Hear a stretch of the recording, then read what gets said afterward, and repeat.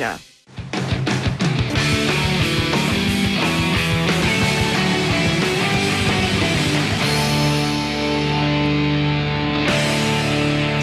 Welcome back to AM Live. Good morning. Time now for our interview segment. And just before the break, we discussed compulsive hoarding, which happens to be because of a psychological disorder. But for those who are not compulsive hoarders, well, you keep things because of sentimental value or maybe just in case, although that's borderline.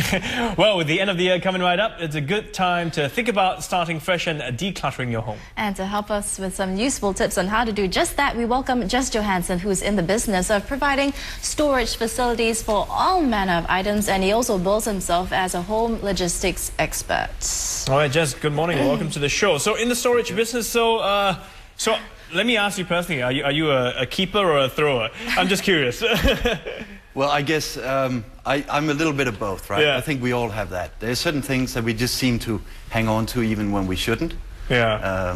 But what we try to do is to give some advice. Don't hang on to everything. Take control of your space. Really, that's what it's all about. Okay. Take control of your life. Because if otherwise you let your possessions sort of take control of you. So what does a man who's in the business of storing things know about decluttering?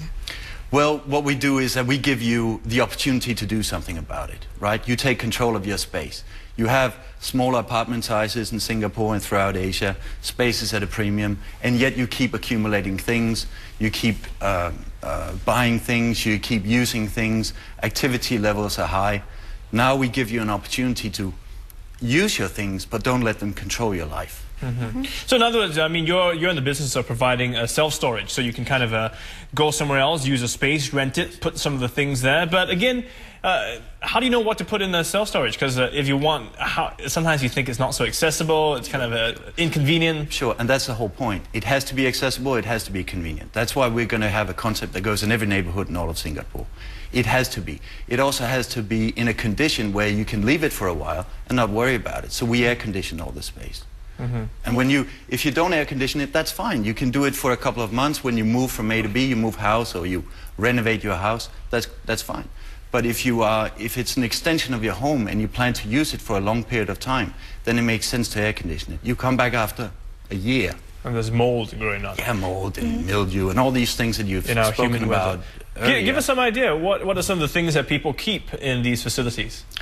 Well, they keep all kinds of things, and they keep things that just they want to free up space. What makes sense, though, is, like you've been speaking about before, is that you sort of say, well, what do I use all the time? That you keep in your home. What don't I use so frequently? That you put in self-storage. And what don't I need? Well, get rid of it. We don't want you to keep everything, right? And honestly, we find sometimes that people use self-storage, they open it up after a couple of years and they said, why did I store all of that? Right? It doesn't make sense.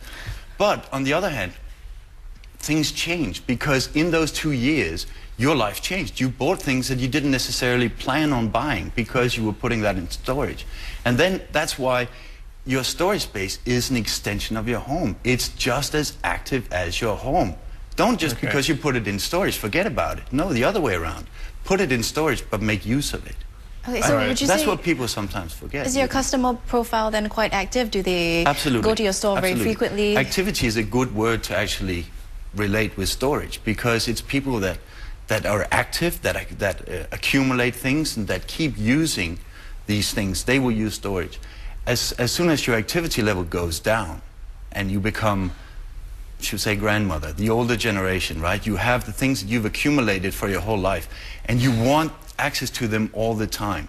But the younger people, the younger generations, they accumulate things at a more rapid speed and they use things more frequently and they are greater users of self-storage. So how about the typical profile of people who tend to store things? You know, more professionals, families? Yes.